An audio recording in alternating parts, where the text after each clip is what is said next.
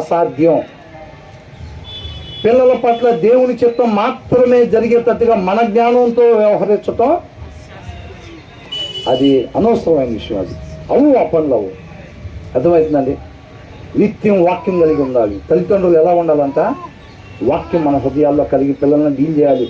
At the same time భర్త మాత్రమే కాదండి, ఇక్కడ దావీదు మాట్లాడుతున్నాడు కాబట్టి అలాగుంది. తన హృదయంలో వాక్యం పెట్టుకొని నా బాధ్యతతో నేను డీల్ చేస్తానని అంటున్నాడు. వాక్యం లేకుండా క్షణం కూడా నా హృదయాన్ని పెట్టుకొని నేను నా బాధ్యతతో నేను డీల్ చేయను. నా పిల్లల దగ్గర నేను వ్యవహారం చేయను.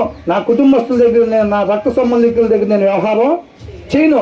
ఏ తోటి వ్యక్తి దగ్గర కూడా వాక్యం లేని హృదయంతో నేను వ్యవహారం చెయ్యను అని అంటున్నాడు అన్నమాట.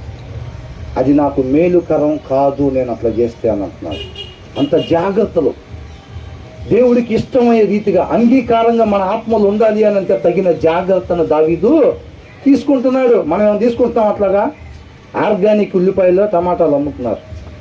ఏంటంట?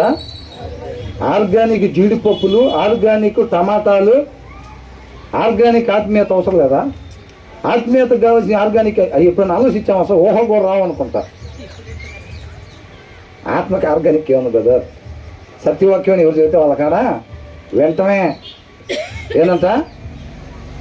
సత్యవాక్యం అన్న ట్యాగ్ ముందు జతపరిచి ఏది చెప్పినా కానీ వెంటనే ఇంకా అది ఆర్గానిక్గా కాదో మనం చెక్ చేసే పని లేదు.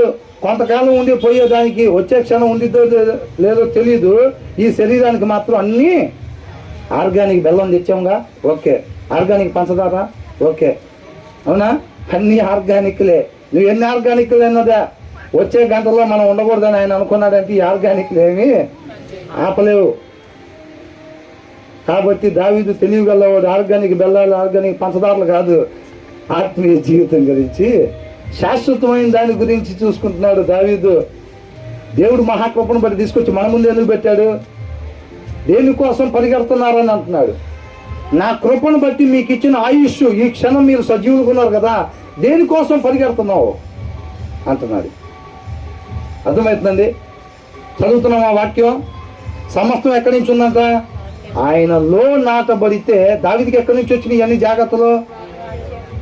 వాక్యంలో నాటబడ్డాడు కాబట్టి తండ్రి దగ్గర నుంచి కుమారుడికి, కుమారుడి దగ్గర నుంచి దావీదుకి మనం కూడా అక్కడే నాటబడుతుంటే ఏం చేశాడు? మనం కూడా అక్కడే నాటబడితే దావీదు దగ్గర నుంచి మనలో కూడా వస్తాయి. అంతే. అయ్యి మనలో నుంచి మన పిల్లలకి వస్తాయి, వారిలో నుంచి వాళ్ళ పిల్లలకి వస్తాయి. చెప్తారులే అండి, మనం ఇంతే పుణ్యం వచ్చిద్దా? ఇంతే పుణ్యం వచ్చిద్దా?